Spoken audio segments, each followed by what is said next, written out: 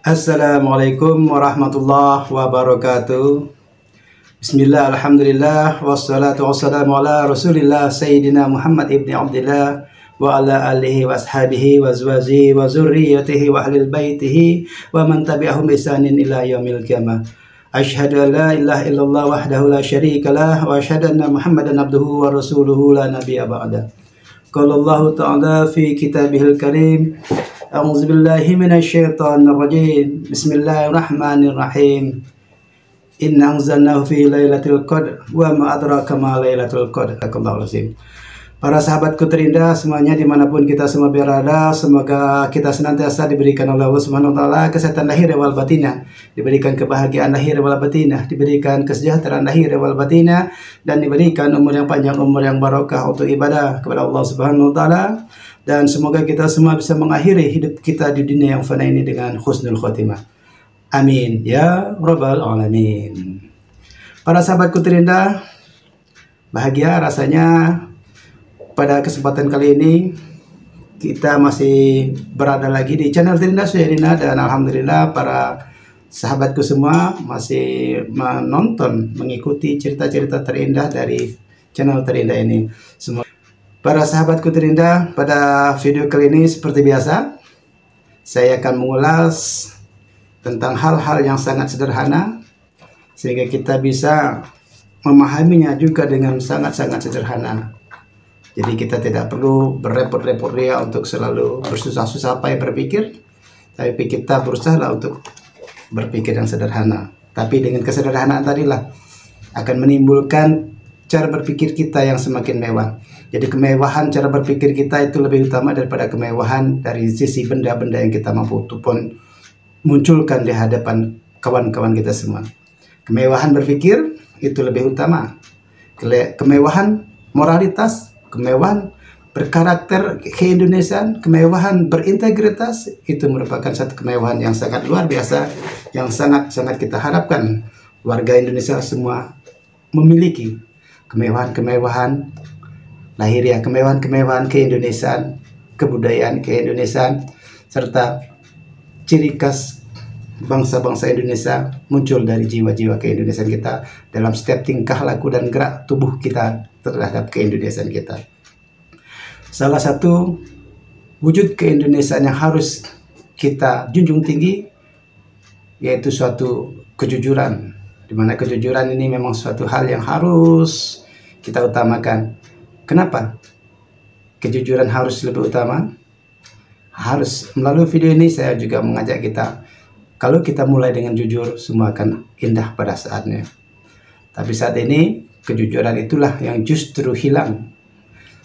Ada yang samar-samar, ada yang hilang sama sekali, ada yang memolesnya dengan janji-janji. Padahal di balik janji-janji itu merupakan suatu ketidakjujuran yang dia sampaikan.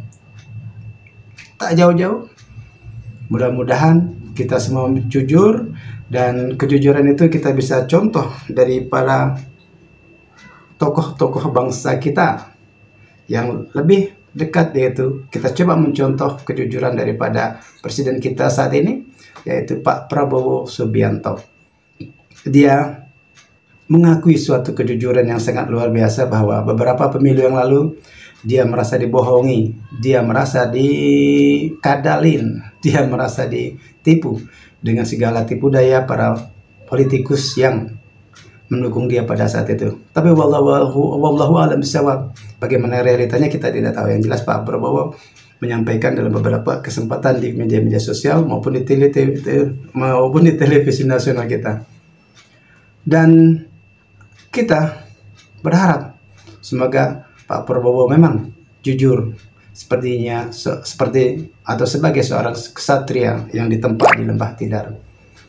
Kejujuran yang lainnya Pak Prabowo coba tampilkan kepada kita, yaitu kejujuran tentang suatu biaya pilkada yang mahal pada waktu pemilu atau pilkada 2024 yang lalu. Pilkada berbiaya mahal. Sebenarnya bukan hanya pilkada yang berbiaya mahal, tapi juga pemilihan legislatif, pemilihan presiden juga berbiaya mahal. Semua berbiaya mahal. Tapi apakah dengan biaya mahal yang itu harus kita kembali kepada masa yang lalu seperti era Orde Baru, di mana pemilihan kepala daerah kembali kepada DPRD masing-masing di semua tingkatan. Saya merasa itu tidak perlu. Kita sudah jalan terlalu jauh melalui era reformasi sehingga saat ini 26 tahun telah berjalan. Jangan kita kembali kepada masa yang lalu. Itu salah satu kejujuran Pak Prabowo yang pernah sampaikan, pilkada mahal, tapi solusi yang dia coba tawarkan untuk mengajak kita kembali kepada era reformasi, kembali kepada era Orde Baru, pemilihan kepala daerah melalui DPRD, kabupaten, kota, dan provinsi di semua tingkatan.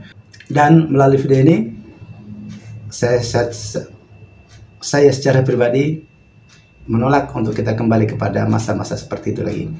Kejujuran yang selanjutnya adalah kejujuran tentang pemberantasan korupsi yang Pak Prabowo baru canangkan di videonya yang baru viral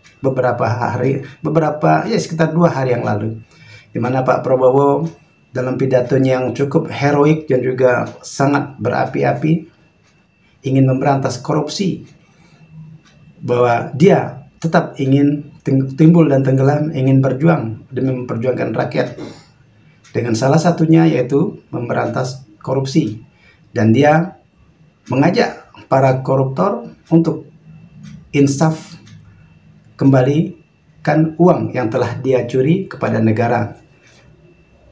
Para koruptor apabila dengan senang hati Pak Prabowo mengajak atau menghimbau untuk melaporkan diri kepada pemerintah agar mengembalikan uangnya. Di sini ada kejujuran yang coba Prabowo tawarkan kepada bangsa Indonesia, yang mungkin pada kesempatan kali ini adalah bangsa Indonesia yang kebetulan dia adalah koruptor. Para koruptor, Anda ditawari oleh Pak Prabowo, apabila Anda insaf, apabila Anda sadar telah mencuri uang rakyat, maka kembalikanlah kepada rakyat. Dan dalam kalimatnya Pak Prabowo mengatakan mungkin Anda akan dimaafkan. Nah, ini sebagai salah satu catatan kritis yang ingin saya sampaikan di sini. Saya kira Pak Prabowo dan jajarannya tidak harus menunggu insaf para koruptor itu datang dengan sendirinya melapor kepada Anda, kemudian dilayani, kemudian uangnya dikembalikan tanpa ada transparansi kepada masyarakat.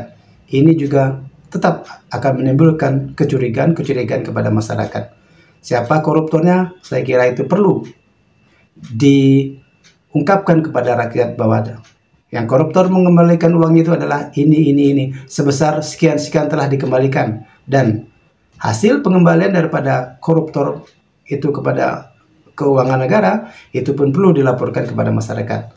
Sehingga kejujuran Anda yang telah Anda coba tawarkan, ini akan menjadi keyakinan bagi masyarakat kita bahwa Anda memang benar-benar jujur. Tapi apabila dengan cara diam-diam yang Anda maksudkan pada pidato Anda tersebut, melalui sekretariat kepresidenan dan juga disebarkan dan menjadi viral di seluruh Indonesia. Apabila para koruptor mengembalikan keuangan rakyat yang telah dia curinya dengan cara diam-diam, tentu masyarakat akan timbul curiga mungkin kepada Anda pribadi, mungkin juga kepada para penegak hukum. Caranya bagaimana? Kok harus diam-diam? Jadi sekali lagi, kejujuran yang Anda tawarkan mungkin cukup bagus kepada para koruptor, tetapi transparansi berupa pengembalian uang rakyat tersebut perlu juga dilaporkan kepada masyarakat biar masyarakat juga turut lega. Kemudian kejujuran yang lain yang perlu kita contoh dari Pak Prabowo adalah bahwa Pak Prabowo juga menawarkan atau mengajak kepada para pengusaha-pengusaha kelas kakap maupun kelas paus maupun kelas yang lain-lainnya agar patuhlah terhadap membayar pajak, karena pajak itu akan kembali kepada masyarakat. Apabila kejujuran Anda itu memang benar-benar ditegakkan, dan juga para aparat penegak pajak, para pengumpul pajak, dan juga para keamanan tidak menjadi pelindung daripada para pengusaha-pengusaha yang notabene nakal dalam pengembalian pajak kepada negara. Dan kami meyakini apabila kejujuran Anda itu ditindaklanjuti secara benar dan kepada para wajib pajak yang kelas kakap itu juga mengikuti Anda, saya yakin kita akan mampu keluar dari krisis-krisis Indonesia yang saat ini yang sedang berlangsung, krisis ekonomi khususnya. Kejujuran itu telah Anda coba tawarkan. Kejujuran yang lainnya telah banyak kita catatkan di media-media sosial yang ada di Indonesia, yang bisa kita buka kapanpun, bahwa Anda akan timbul tenggelam bersama rakyat, rela berkorban jiwa bahkan untuk rakyat dengan cara yang Anda telah persiapkan. Pak Prabowo, kami sebagai rakyat berada di belakang Anda apabila Anda benar-benar untuk mensejahterakan Indonesia tanpa harus menimbun hutang dari luar negeri dengan cara berinvestasi. Tapi dengan mengelola negeri sendiri, saya kira bisa kita mencapai kemakmuran yang apa kita inginkan, seperti undang-undang yang telah kita sering sebutkan, yaitu mencerdaskan kehidupan bangsa, mensejahterakan rakyat, serta ikut melaksanakan ketertiban dunia. Dan utamanya kita coba untuk mensejahterakan dan mencerdaskan kehidupan bangsa kita. Tentu para koruptor ini harus kita tatar, dan juga uang kembalian daripada koruptor memang benar-benar kembali ke 100% kepada negara, sehingga bisa digunakan sebesar-besarnya untuk kemanfaatan rakyat, bukan secara diam-diam dikembalikan. Presiden Prabowo juga mau mengesahkan undang-undang untuk memiskinkan para koruptor yang tertangkap tadi.